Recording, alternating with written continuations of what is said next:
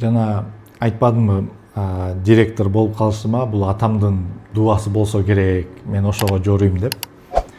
Sky аралык мектебине келип калышым дагы бул менин жеке дубам болсо керек. Анткени мен билим берүүгө эч качан баягы салттык түрдө караган эмесмин да. 45 мүнөт мугалим сабагын өтүш керек, ал сөзсүз түрдө. Жумасына 30-32 саат жүктөмүн аткарыш керек. Анда эч кандай күмөн жок. Бирок чыныгы билим берүү балдар менен сабактан кийин иштөө. Мына ошол чыныгы.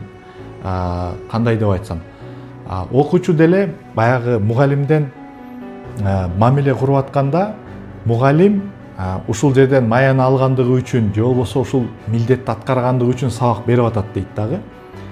Сабактан тышкары сен мугалим менен, окуучу менен да убакыт өткөрөм десең, анда мен өзгөчө бала болгондугум үчүн, мугалим мени жакшы көргөндүгү үчүн мен менен убакыт өткөрүп атат деген ойго келет дагы.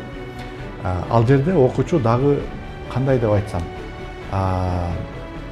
баягы ачылбаган таланттары,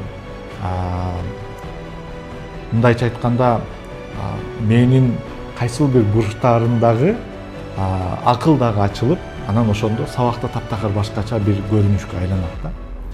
Анан бул мектепте ошол сабактан тышкары тамак жасоо кружогу, кол өнөрчүлүк кружогу, чопо менен иштөө кружогу, анан кружоктор аябай көп да. Ошол Sky аралык мектебинин ушунчалык шарттары менен, анан ушундай сонун мугалимдер менен болуп калышы бул менин кыялым болчу да.